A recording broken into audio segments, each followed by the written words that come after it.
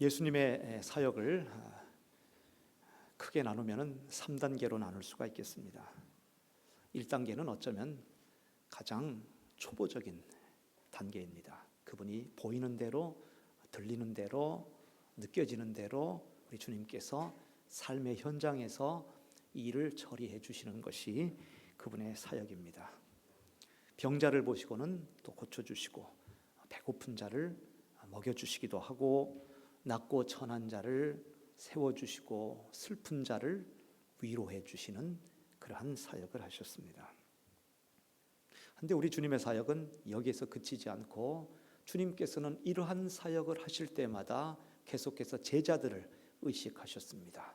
봐라, 봤지? 이 바리새인들 봐라, 이 외식하는 사람들 아니냐, 그렇게 보여주십니다. 중풍병자를 걷게 하시고서는 봐라, 이 친구들의 믿음을 봐라. 우리 주님께서는 그렇게 말씀하십니다.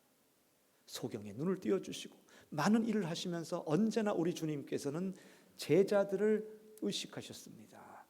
그리고 주님께서 돌아가시기 전에도 제자들과 만나셔서 그때 떡을 떼셨습니다.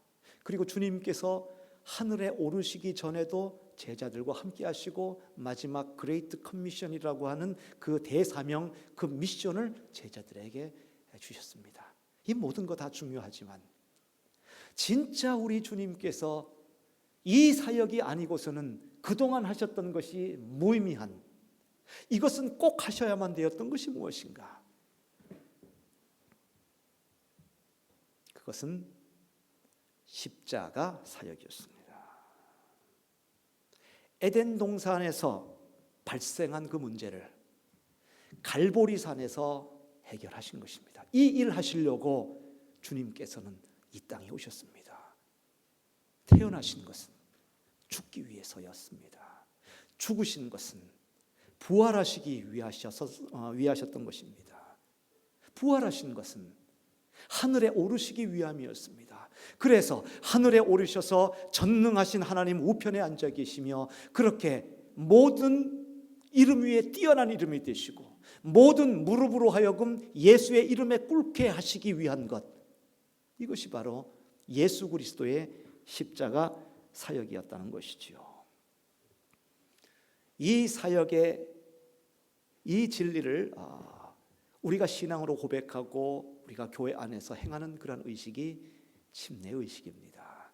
성경에는 세례로 많이 나오고 옆에 번호 써가지고 쭉 보면은 혹은 침례 이렇게도 나오죠. 원어와 진짜 의미는 침례가 옳다는 것을 얘기해 드리면서 그렇게 지금 혼용해서 써나가도록 하겠습니다. 침례입니다. 십자가, 즉 갈보리, 에덴 동산에서 있었던 그 문제를 갈보리 산에서 다 해결하셨는데 그 주님의 그 갈보리 산에서 십자가에 돌아가셨던 그 죽음 그리고 그 생명, 이 모든 것이 함축적인 의미가 침례에 있는데 어떻게 행하는가? 저는 중학교 1학년 때 침례를 받았습니다. 강가에서 받았죠.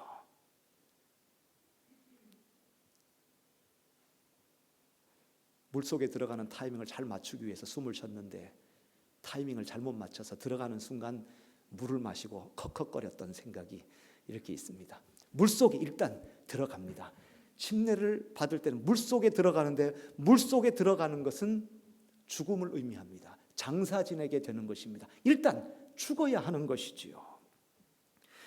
골로새서 말씀과 그리고 고린도전서에서는 그렇게 표현하고 있습니다. 혹시 뒤에 있을까요? 예.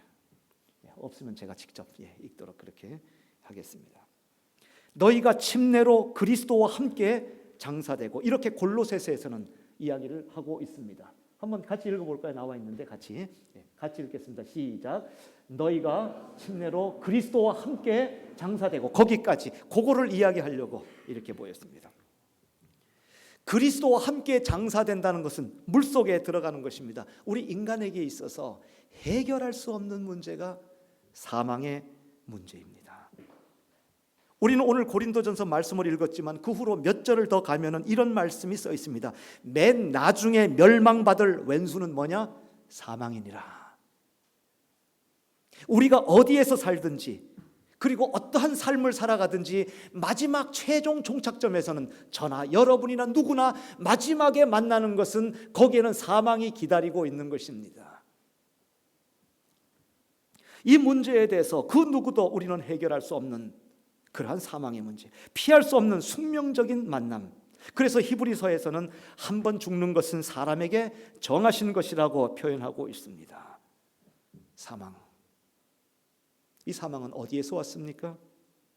길게 설명하지 않습니다. 죄의 삭슨 사망이라고 성경은 말하고 있습니다. 로마서에서 죄로 인해서 사망이 우리 가운데 들어오게 된 것입니다.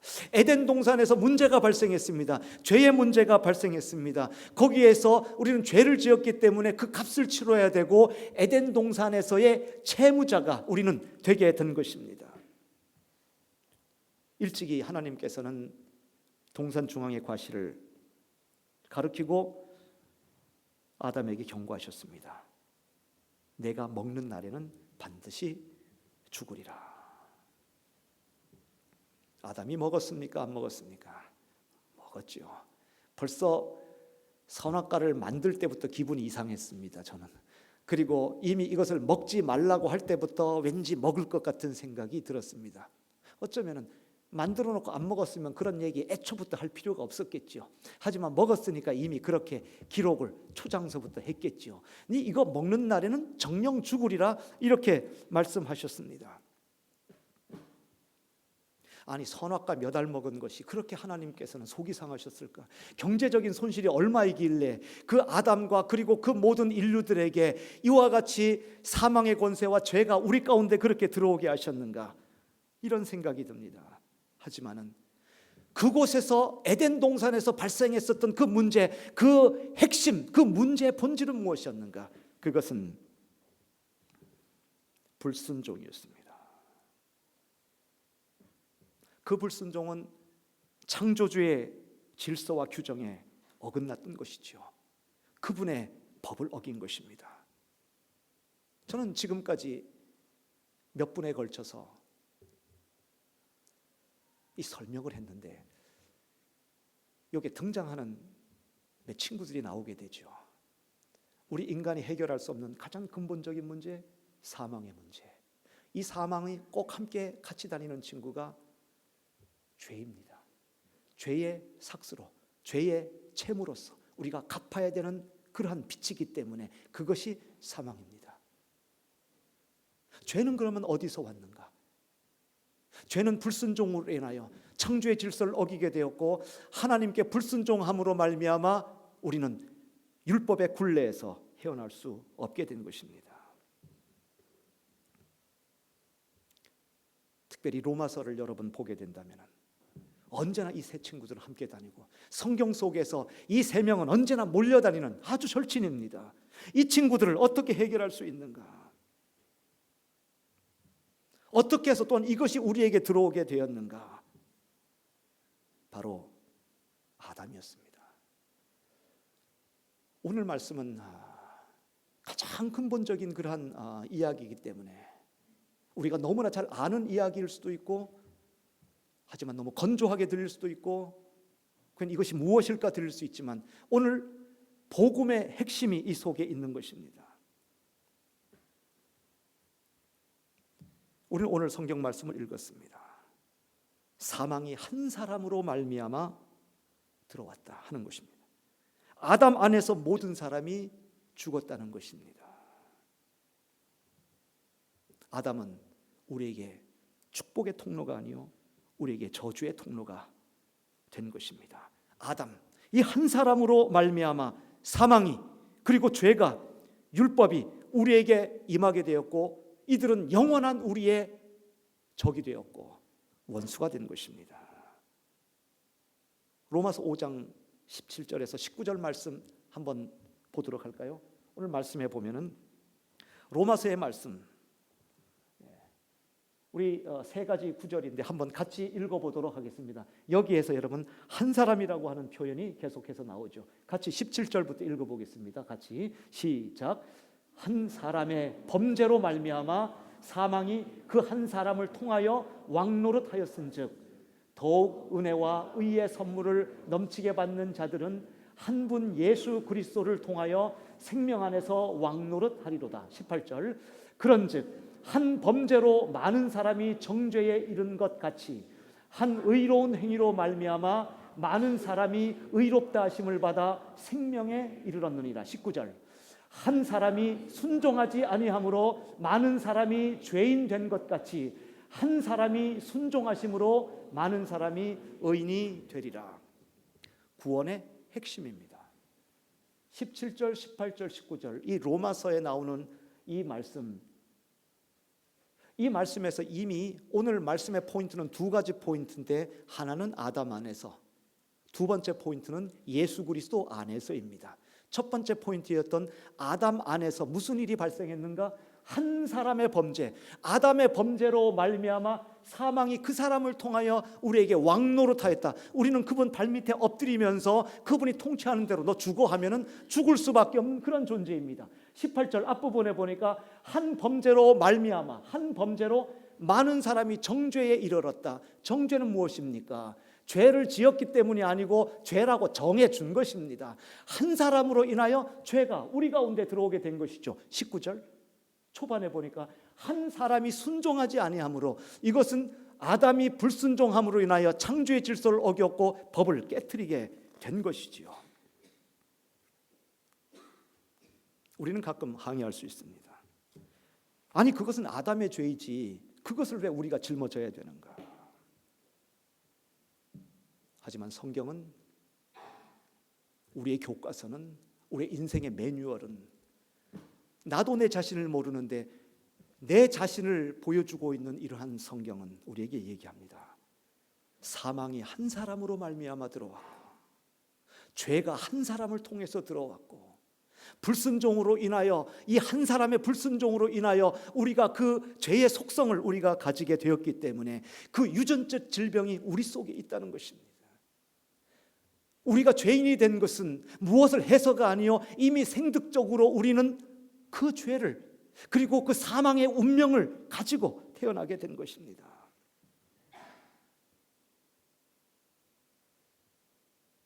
아내가 가끔 저를 칭찬할 때는 당신은 유전자가 탁월하다고 얘기를 합니다. 머리털을 볼 때. 언제나 그 얘기를 하면 저는 자랑스럽거든요. 많지요? 아주 많은 건 아니지만. 검지요? 아주 검은 건 아니지만. 하지만 주변에 또래의 목사님들을 보면은 허옇지요? 허옇면 다행이지요. 염색도 할 수 있으니까. 허연 게 아니고 별로 없는 사람도 있거든요. 그들을 볼 때마다 아내는 가끔 당신은 유전자가 탁월해서. 하지만 그런 좋은 유전자도 있지만은 그렇게 노력했건만, 그렇게 운동했건만, 그렇게 음식을 절제했건만 때가 되면 생길 것은 생기더라.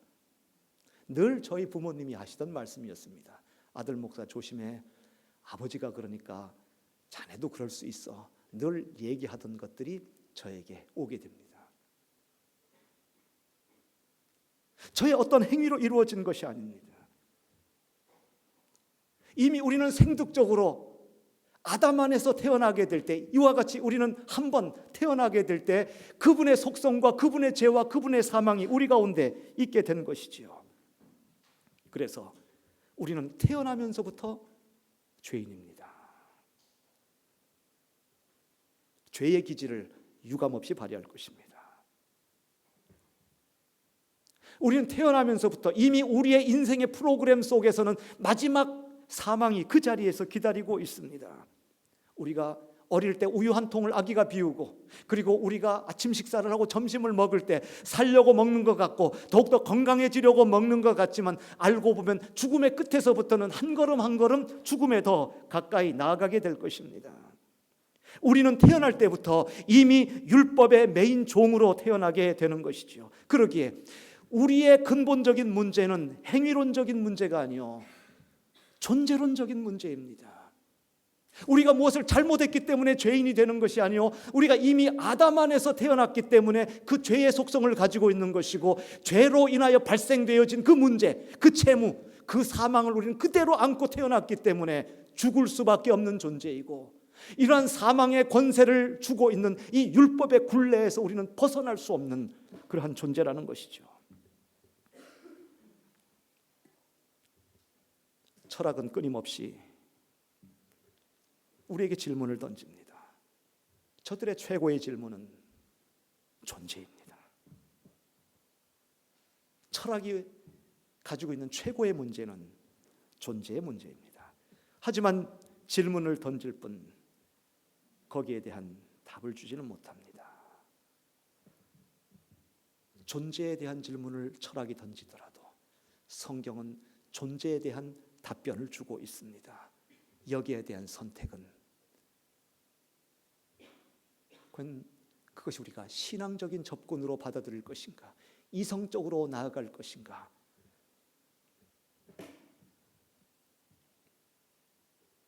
하는 문제입니다. 하나님께서 아담에게서 발생했던 이런 문제들이 아담의 씨를 통해서 태어난 저와 여러분, 우리 모든 이들은 우리가 문제가 있기 때문에 문제가 아니요, 이미 문제의 속성을 가지고 있기 때문에 이 죄의 문제와 사망의 문제와 율법의 문제가 우리 가운데 있게 된 것입니다. 존재를 타치한 것입니다. 하나님께서 아담을 만드신 다음에 그리고 그에게 가장 첫 번째 던진 질문이 있습니다. 아담에게 첫 번째 던졌던 질문 무엇입니까? 아담아, 너 어디 있느냐? 내가 어디 있느냐? 아담을 찾으셨습니다. 아담이 범죄한 이후에, 아담이 선악과를 먹은 이후에 하나님께서는 아담을 찾아다니시면서 너 엉뚱한 짓을 했구나, 너 뭐 했어 도무지, What did you do? 너 뭐 했냐? 이렇게 물으시는 것이 아니고 아담 너 어디 있느냐? Where are you? 너 어디 있느냐? 존재를 물으셨습니다. 하나님께서 그가 어디 있는지 몰랐겠습니까? 나무 뒤에 숨었는지 몰랐겠습니까? 무화과 나무 잎으로 치마 만든 줄 몰랐겠습니까? 다 알았습니다. 그럼에도 불구하고 하나님께서는 아담에게 아담아 너 어디 있느냐 물으셨습니다. 존재의 문제였습니다. 있어야 될 자리에 있지 않고 있지 말아야 될 자리에 있었다고 하는 것은 창조의 질서가 삐걱하고 빗나간 것이었습니다. 그것이 죄였습니다. 죄를 우리는 그리고로 하마르티아 이렇게 얘기를 합니다. 하마르티아는 무엇입니까? 사람이 화살을 딱 쏘서 관역에 정확하게 딱 맞으면은 리시티 굿, 잘 된 것입니다.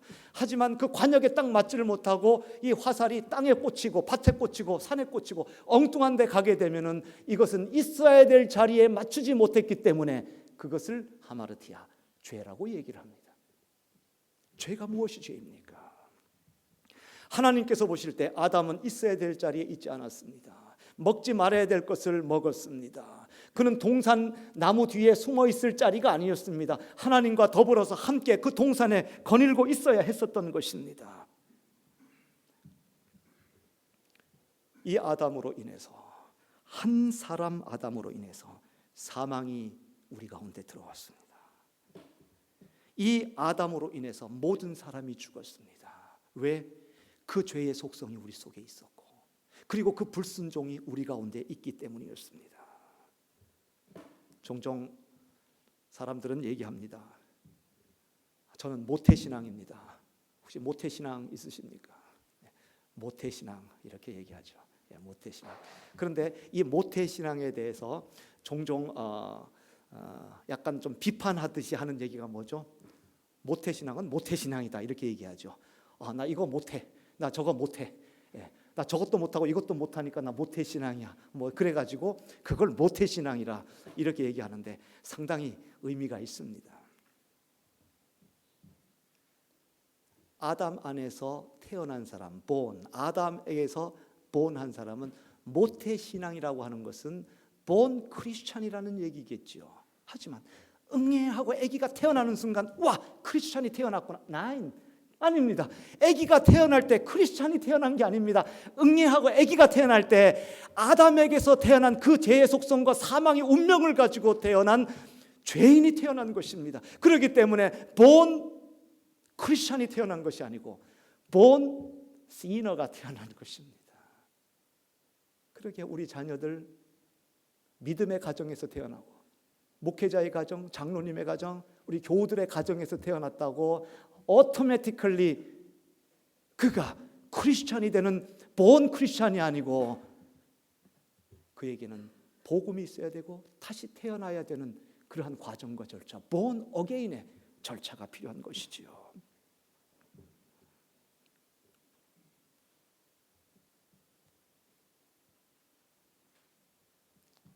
첫 번째 포인트를 마치면서 죽는 겁니다.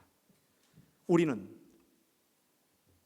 죄를 지어서 죄인이 아니고, 별거 아니지만 헷갈릴 수 있으니까 잘 들으셔야 됩니다.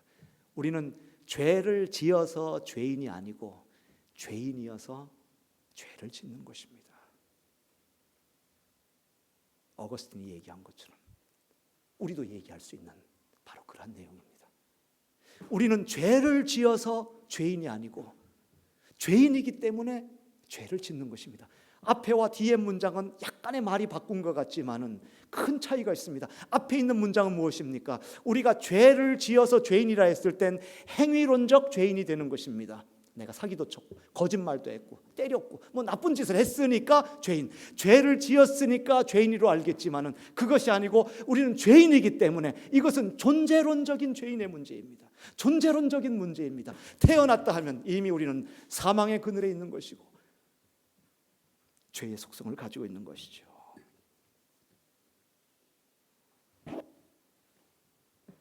침례를 그동안 주워왔습니다. 물속에 집어넣었죠. 타이밍 잘 맞추라고 하나 둘 셋 하고 한 몇 초간 이렇게 있어야 돼. 타이밍 못 맞추면은 물 입으로 들어갑니다. 그리고 너는 조금 더 죽어야 되겠다 하는 사람은 한 몇 초 정도 더 있으면 좋겠죠. 나오려고 하는 거 더 꾹꾹 눌러가지고 조금만 더 있어. 조금만 더 있어. 하지만 지금까지 물속에 들어갔다가 안 나온 사람은 한 사람도 없이 다 나왔습니다. 물속에 들어가면 나와야 됩니다. 죽은 다음에 다시 나와야 됩니다. 그 나오는 것은 생명을 의미합니다. 골로새서 2장 12절 말씀에 그렇게 기록되어 있습니다. 한번 우리 골로새서 2장 12절 말씀을 함께 읽어볼까요? 네. 우리 이렇게 표현되어 있습니다. 다시 12절 말씀 같이 읽겠습니다. 같이 시작. 너희가 침례로 그리스도와 함께 장사되고 또 죽은 자들 가운데서 그를 일으키신 하나님의 역사를 믿음으로 말미암아 그 안에서 함께 일으키심을 받았느니라. 우리는 이 오늘 말씀을 지금 후반부로 넘어가면서 중요한 것은 뭐냐고 하면 들어갔다 나왔다 하는 것이 있지만 이 과정 속에서 우리 구원의 가장 핵심이고 가장 중요한 것은 과연 아담 안에 있느냐 그리스도 안에 있느냐 누구 안에 있느냐 하는 존재의 문제지 내가 무엇을 행했느냐 하는 문제가 아니라는 것입니다. 지나갔네요. 그 말씀. 그로 말미암아 그 안에서 함께 일으키심을 받았다. 죽을 때도 그분 없이 혼자 죽어서는 완전히 죽어버립니다. 아주 곤란합니다. 물속에 들어갈 때도 우리가 장사 지낼 때도 그와 함께 장사 지내야 되는 것이고 다시 우리가 부활하여 살아날 때도 그분과 함께 일으키심을 받아야 하는 것이죠.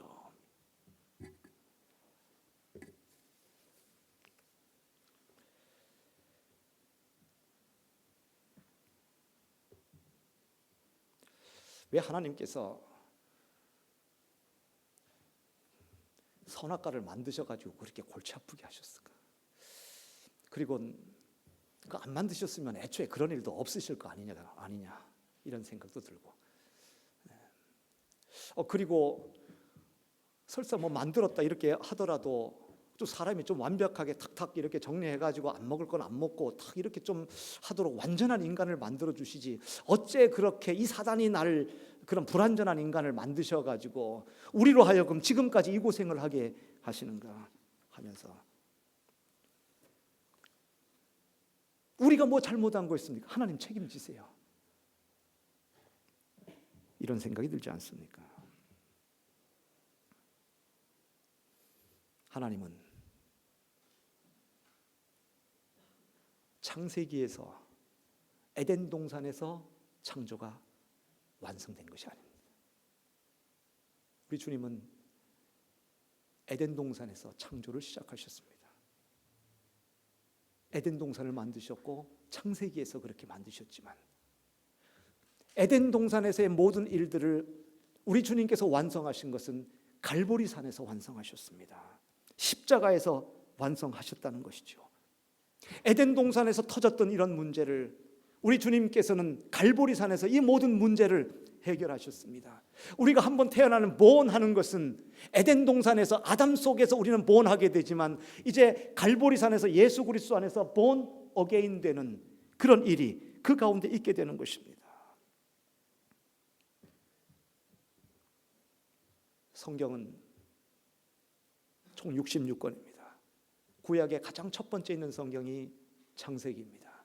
창세기 1, 2, 3장에서 창조의 스토리가 다 나오게 됩니다. 그리고 그 외 전부 다 모든 것들은 다 예수 그리스도의 구속의 역사입니다.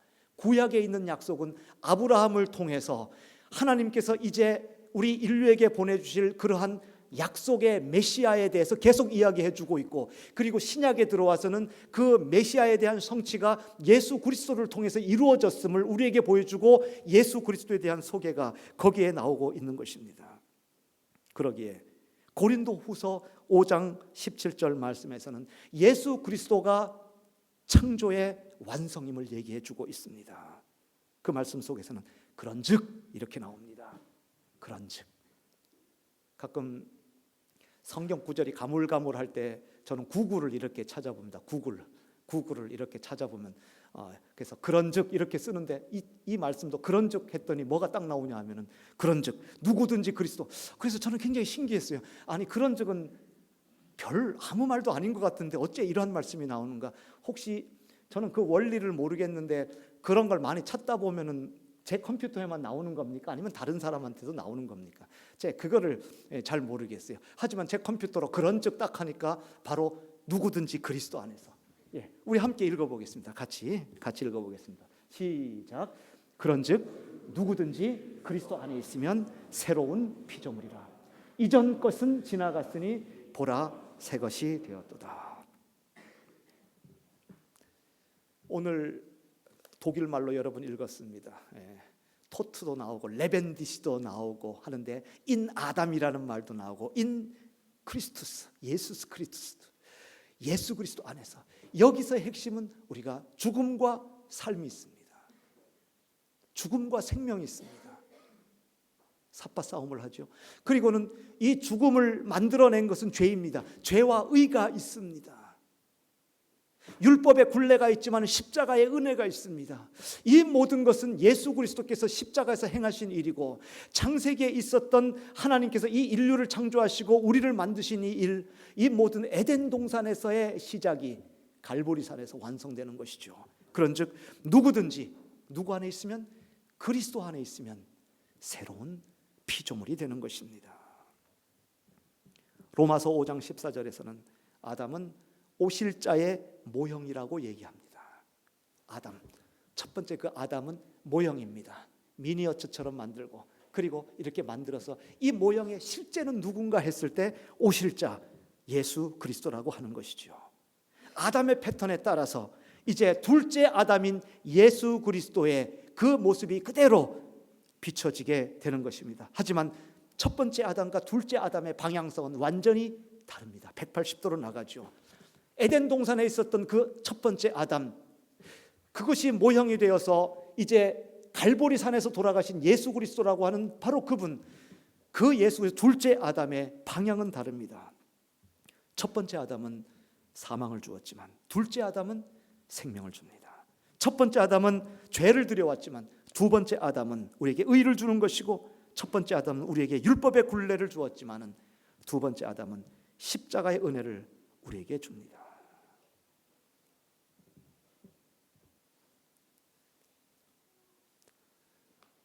호랑이를 잡으려면 호랑이 굴로 들어가야 되는데 예수 그리스도께서 이 사망을 두드려 잡기 위해서 사망으로 들어오셨습니다.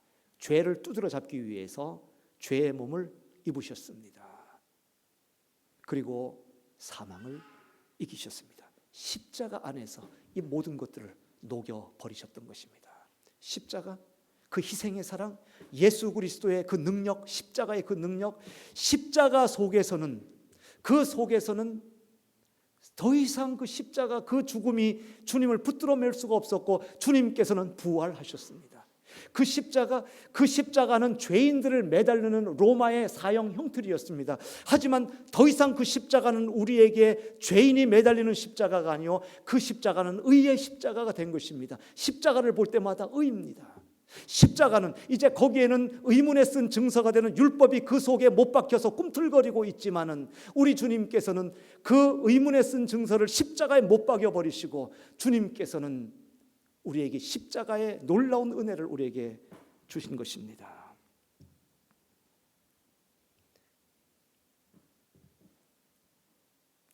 말씀을 마감하면서, 그러니까 우리는 이제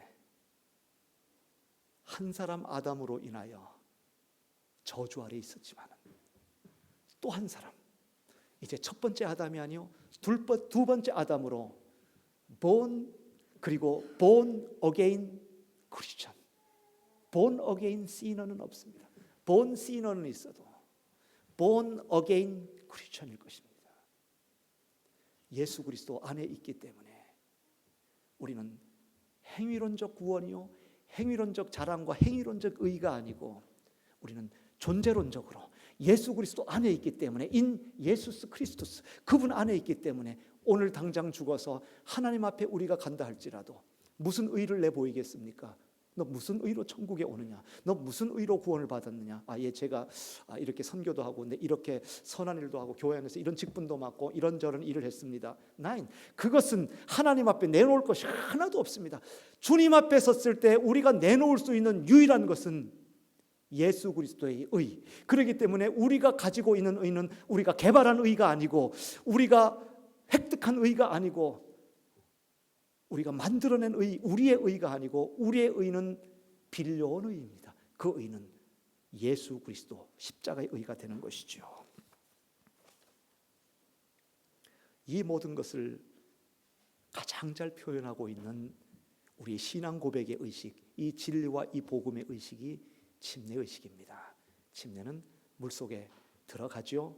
그건 아담 안에서 우린 죽어야 될 그 운명, 그 사망을 예수 그리스도와 함께 장사 지내는 것이요, 그리고 물속에서 다시 나온다고 하는 것은 그분과 함께 다시 일으키심을 받는 것으로 레벤디시안 게마크트베드, 생명이 바로 그러한 것이 우리 가운데 주어지게 되는 것입니다. 이제 우리는 12월 첫 번째 주에 침례 의식을 우리는 또 가지려고 합니다. 그것은 우리의 신앙의 고백입니다. 그 신앙의 고백은 주님, 제가 예수 그리스도 안에 있습니다라는 것에 대한 신앙의 고백입니다. 아직 침례를 받지 아니한 분들, 그런 분들은 이러한 신앙 고백을 함께하며 또 공동체 안에서 그런 고백을 하기를 원하는 분은 이 시간 또 함께 우리가 그때 또 받을 수도 있는 것입니다.